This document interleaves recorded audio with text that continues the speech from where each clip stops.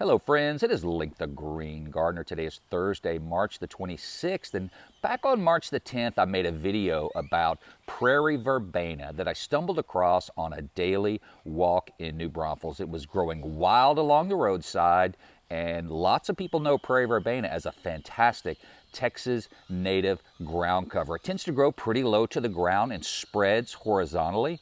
But check out this Prairie Verbena that is growing in a cultivated garden in Galveston. It is lush and tall and beautiful and absolutely covered in flowers. Now, I direct seeded this entire native garden back in November of 2024. It became established over the winter. I had an amazing flower garden in 2025, but fast forward to December, I needed to top off this raised bed. So I dug up what native plants were still doing really well, cut them back basically to root balls, topped off this garden, and then I replanted them. So back about 3 months ago, this Prairie Verbena was nothing more than a little root ball. So this represents about 3.5 months of growth. So you can see how fast this plant puts on new foliage and flowers once it's established. So this plant is about 1.5 years old, and this represents, as I said, about 3.5 months of growth from nothing more than a root ball. Now, something else I love about Prairie Verbena is that it's the host plant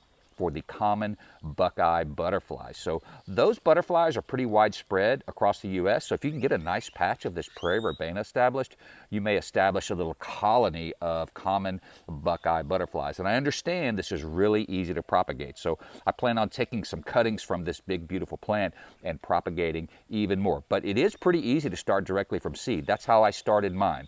Now, Native American Seed in New Braunfels carries all kinds of native seeds. They do have a few packets of these Prairie Verbena left, but it's also part of many of their seed mixes. So I usually don't see these at the nursery. As a matter of fact, I don't think I've ever seen these at the nursery. So if you want some of the Texas native Prairie Verbena, you're probably going to have to start them from seed. And I would recommend starting them in the fall because they'll get established over the winter and they will thrive the following year and become very well established. So if you're looking for a fantastic Texas native ground cover that supports the pollinators and also the local butterflies, check out Prairie Verbena. Thanks for watching. Have a great day.